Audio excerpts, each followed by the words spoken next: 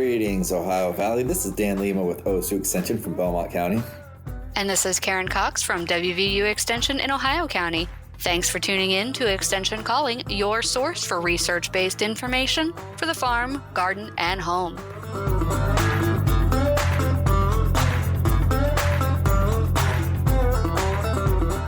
COVID-19 vaccination protects you and those around you. When communities are vaccinated, fewer people get sick. Community immunity begins with each one of us. Visit vaccinate.wv.gov to learn more about COVID-19 vaccination. All right, welcome back.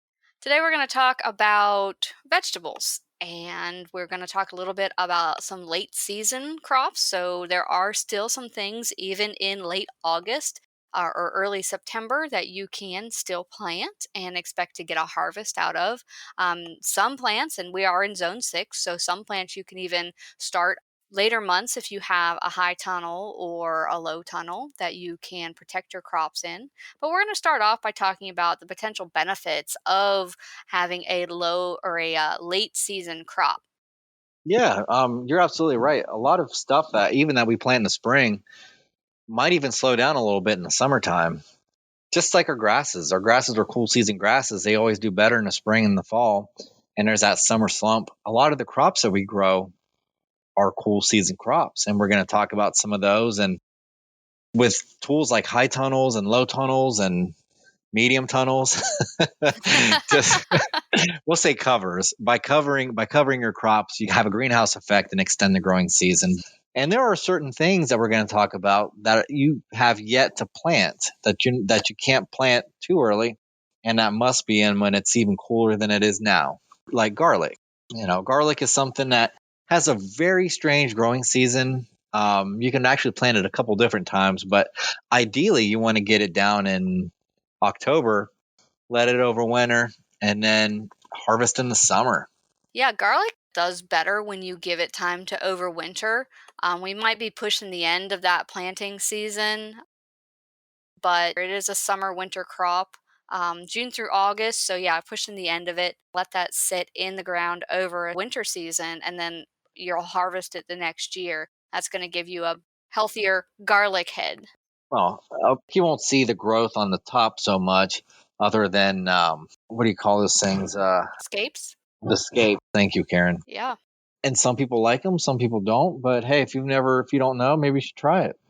Yeah, and that's really something we think about in the spring, but it's always good to think ahead. When you're choosing your crop, you want to think, how much money can I make out of this crop? Or how many times can I harvest this crop? And one of the things about these later season crops is it helps to fill a void in the farmer's market or in your kitchen.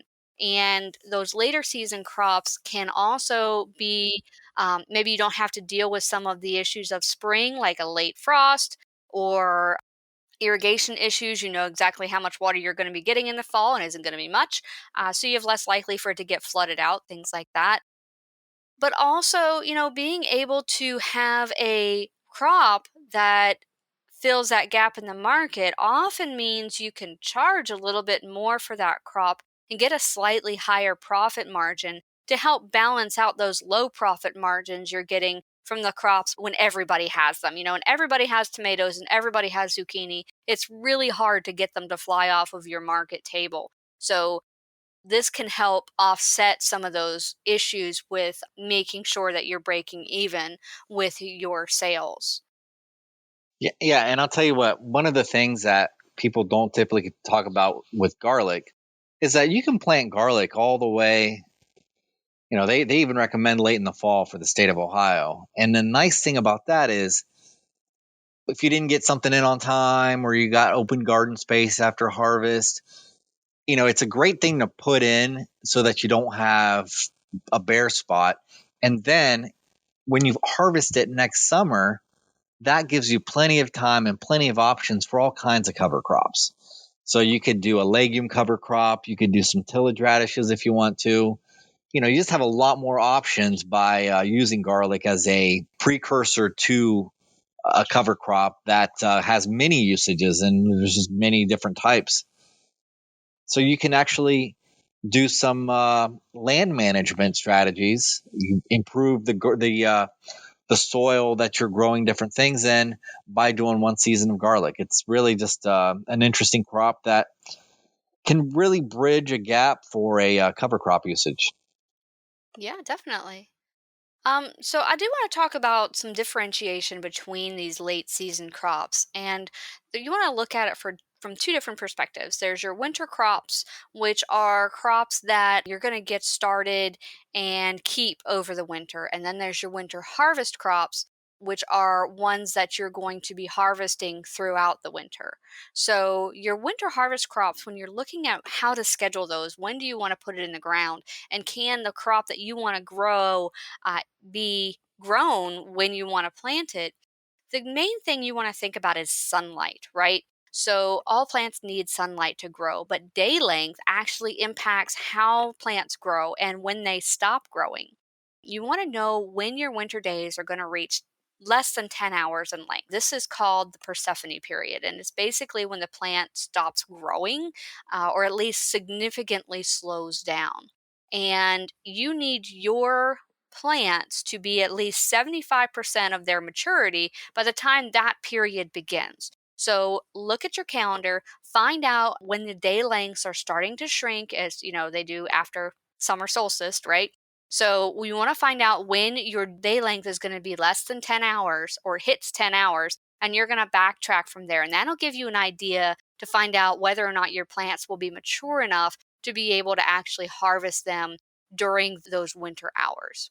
So, some of the common crops that we see, and this is from a planting calendar that Dr. Louis Jett developed. He suggests that things you can plant in the August September time period would include arugula, which you would be able to harvest then up until November. And then snap beans, you're really pushing it at the end of August. So I would not recommend planting them now unless you've got them in like last week or something, you'll be all right. But I think moving towards September, I would avoid that.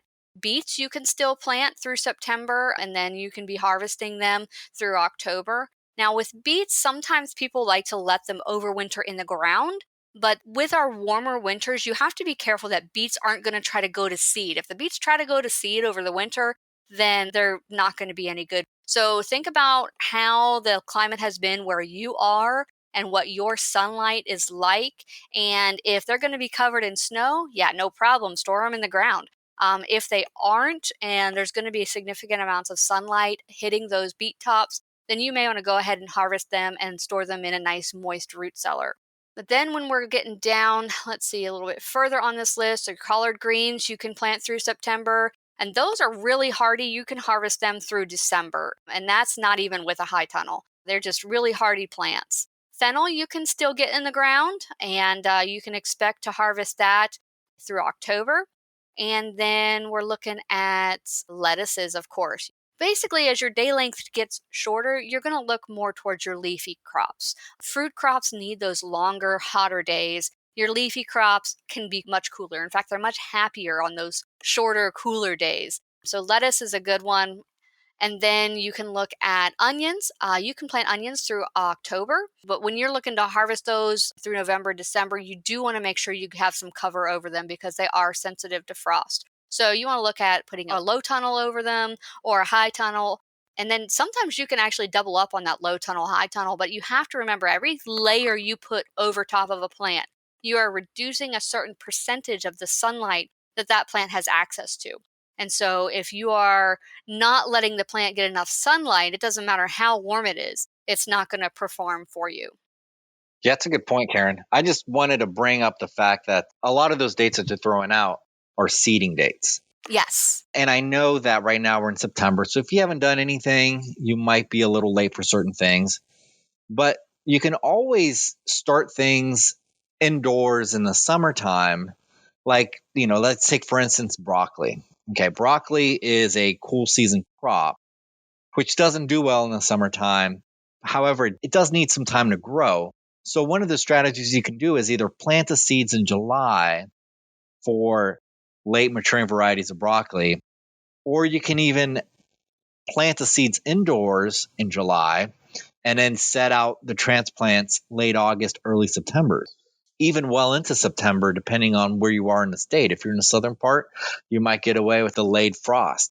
So you don't necessarily have to seed things all the time. You can start, you can, in the middle of the summer, you could start indoors some seeds of these cool season crops, push the production out a little bit more into the latter end of the windows for a lot of these crops that we're talking about, and then transplant the transplants and get a head start that way. This is true. And if you do have a high tunnel or a low tunnel, now you can even extend it further out if you wanted to. Yeah, and that's going to allow you to make sure that you don't have gaps in your harvest so that you can have a more continuous harvest. Even if it is a different crop, you'll be able to get it out of the ground sooner by starting it sooner indoors. Another perspective to take on that is some plants do not like to germinate in the heat. Carrots are one I'm going to use as an example, but it's also not a plant you really can transplant happily. But carrots do not germinate in the heat. They need to have cool soil to germinate. And so, a lot of times, if you're seeding them in the summertime and they're not coming up, if you put a piece of board over them or a piece of white cardboard or something just to reflect the heat away from the soil surface, just long enough to get that first little radical root to come out and those first little cotyledons to come up. And then you can take those boards off, let the sunlight hit those new plants, and they'll start to grow. So think about your temperature as well, your soil temperature. If you have a hot soil temperature and you're trying to germinate broccoli or something like that, yeah, bringing them inside can actually lower the soil temperature depending on what your setup is. Yeah, and another good way to keep your soil temperature lower is to actually mulch, like at planting. So the mulch it's an insulator. You got to remember that. So it works both ways. It can keep the temperatures down as things are warming up, and it can also keep things hot when things are cooling down. So so if you were to put mulch in the middle of the summer, what you're doing now is you're insulating it from that direct heat of the sun. And in that case, you're actually keeping the soil temperature a little bit lower than the unmulched surrounding soils around it. Coming out of winter, that mulch will actually do a better job in trapping the heat coming from the ground and maintaining a slightly higher temperature than the surrounding soil that's not mulch, that's in touch with the air. That's typically, if not freezing, not much higher than that. So like it's just, you can't think just one way. You got to think of mulch as an insulator, but it can insulate to keep things cool, or it can insulate to keep things warm, or at least maintain warmer temperatures going into the cold. Right, yeah, and mulch is a great insulator because it also adds that organic matter to your soil, helps to maintain the healthy soil microbes that are doing all that work for you under the ground, making nutrients available and balancing out your soil pores, things like that. So, yeah, adding extra organic matter with your mulch is a great option too. And not to mention it keeps the weeds down. Yeah. And one of the things that I didn't touch on too much was I did talk about seeding or putting seeds, like sow the seeds directly in a garden, or start them indoors and then use the transplants and move them out. The advantage of using a transplant to put out into a soil bed or a garden, is that you have a head start on the weeds already, and that's going to go a long way. Weeds are really going to slow down production, especially if you have poor germination.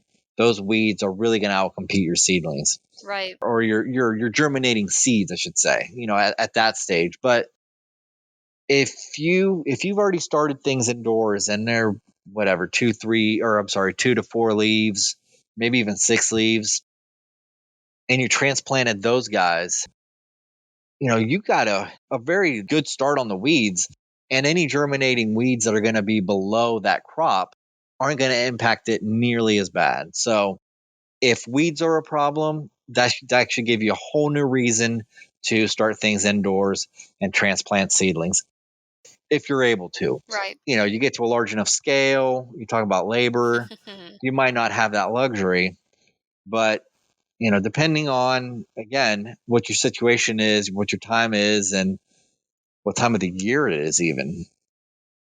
You have different options and different things that might work for some and might not work for others. This is true. Yeah. Garlic is one of those that it is sensitive to weeds. So when you transplant it mid to late fall, right now, let's say we're in September right now, and you could do a lot of nice soil prep to make sure that you have conditions for garlic. In this case, garlic isn't too finicky. Anything between 6 and 8 pH is fine. But if your pH is delving into the fives, yeah, you can put some lime on there and still be successful, even if you haven't planted anything yet. The thing with garlic is it does require good drainage. So that's something that might be a little bit harder to do, but that's something that you can do as well by adding French drains, adding Organic raised matter. bed, organic matter, I mean, you can incorporate organic matter. Absolutely, Karen. I was just thinking something that would give you really good drainage real fast. Yeah, that's true. Either like a raised bed. Yeah, adding organic matter is a very slow process. Organic matter is great. It does so many things as far as holding nutrients, as far as making the soil nice and porous, allowing that drainage, and even at times holding on to some moisture and drought conditions where maybe you wouldn't have that. So it does allow for that expansion of airspace, which is what you want as far as planting goes, and was what roots look for. But really, what I find interesting, just kind of talking about growing vegetables this time of year, is it's really not too late to not only do some site requirement prep. It's not too late or too early to plant things, even from a clove.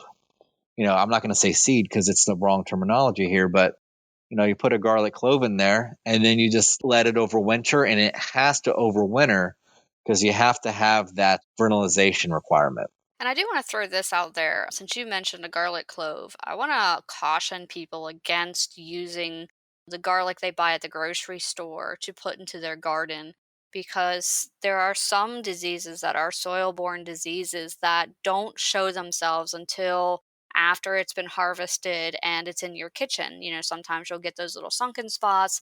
Sometimes the plants you get at the grocery store have those soil borne diseases on them. So, potatoes are a popular one that people like to just cut and put in the ground, but garlic is another one. But you really need to be careful about those soil borne diseases, because once you introduce that disease into your soil, it's next to impossible to get rid of it.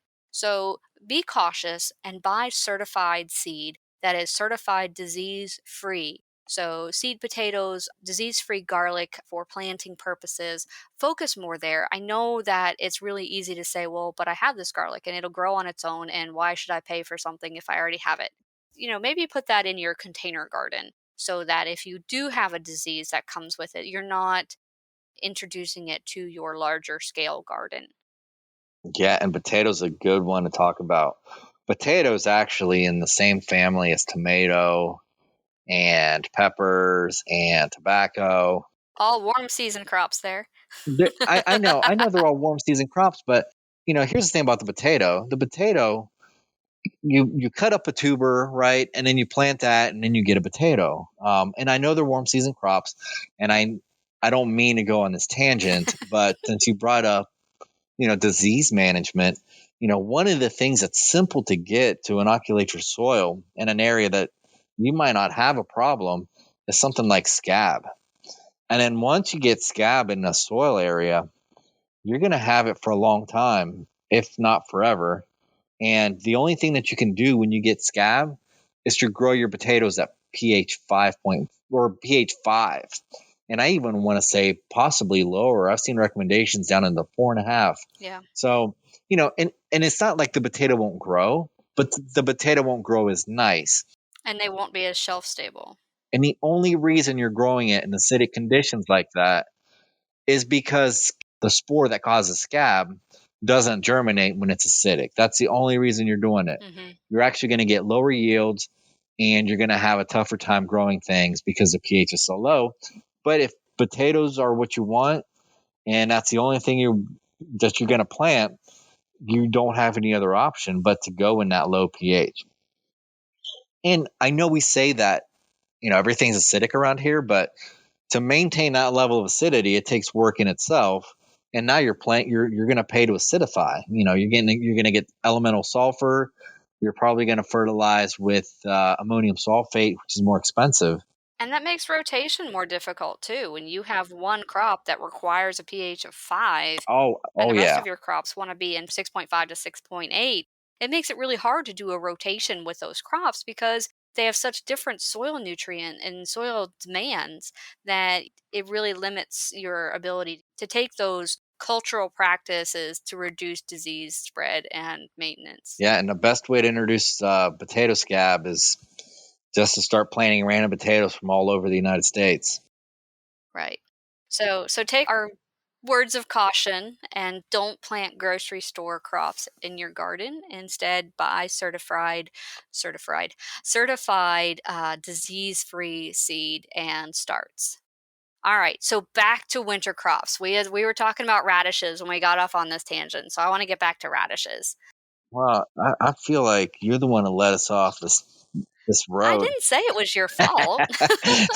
All right. So radishes.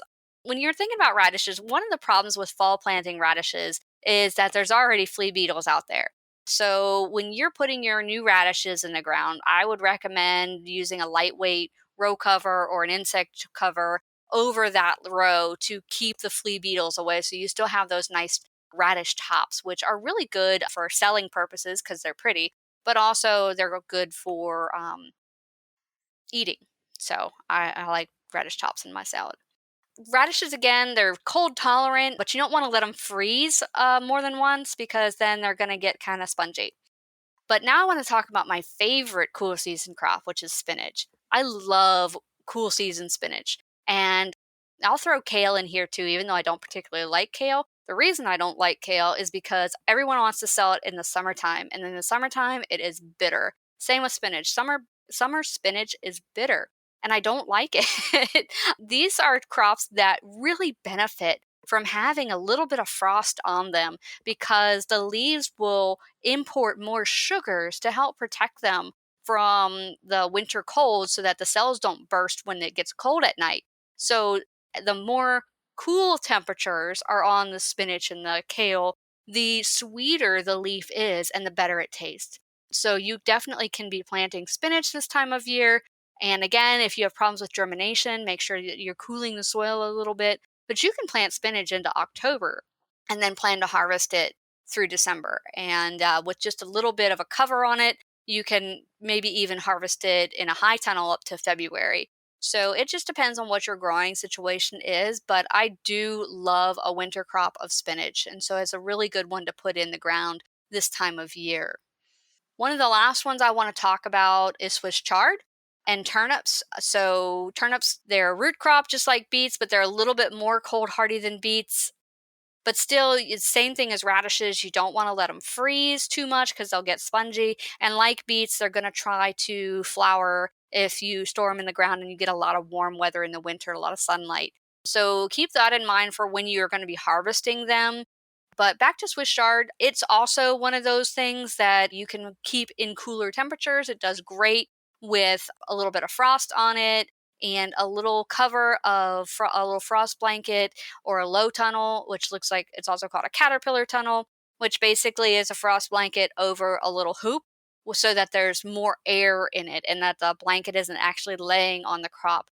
That's going to be critical, especially if it rains, because if you have a wet frost blanket and it is touching the leaf, it will actually facilitate the transfer of the cold directly through the water and onto the leaf of the plant.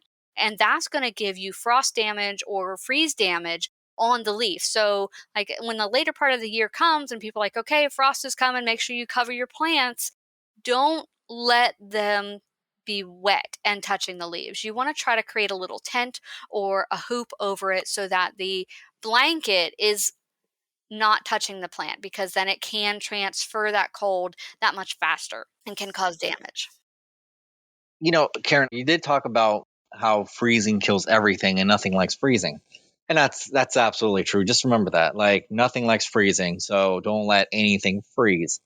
As far, when we talk about these cool season crops, these winter crops or winter vegetables, winter grains, whatever name you want to use, we're still talking about a range of like 50 degrees Fahrenheit. It's not cold. It's just cool. 50 to 60 degrees is ideal for just about all these cooler season crops that we're talking about. So use the tools that you have to make sure that you can get that temperature.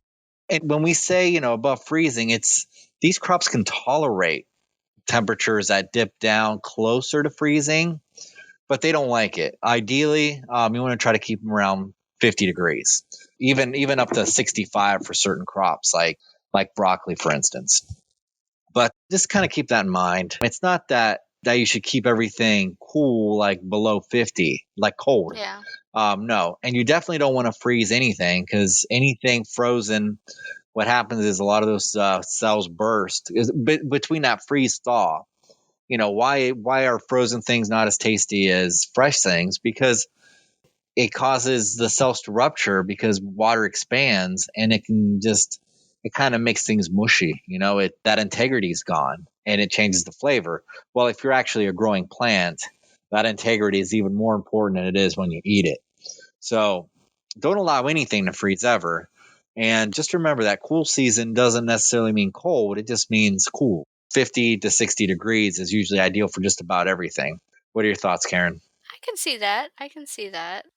I mean, a little bit of cold is great, especially for those leafier crops that you want to get sweeter, and so even a light freeze is okay for some crops. And so, freezing's not I got all you. bad, but yeah, typically when you're looking at leaf tissue, or any animal tissue to either, when it freezes, the cells burst. The body then has to recreate that cell, and plants have a slower time of doing it than an animal would.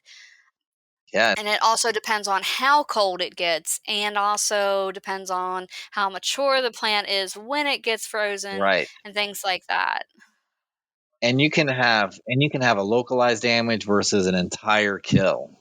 True. And that's a whole different show. Yeah. And so if you want to do some fall planting in your high tunnel, in your garden, or in a low tunnel, please give us a call. I have a list of different recommended varieties that do well in this area. So I would love to share that with you. It also comes with information about row spacing, your average yield, when you can look to harvest it, and when you can plant it.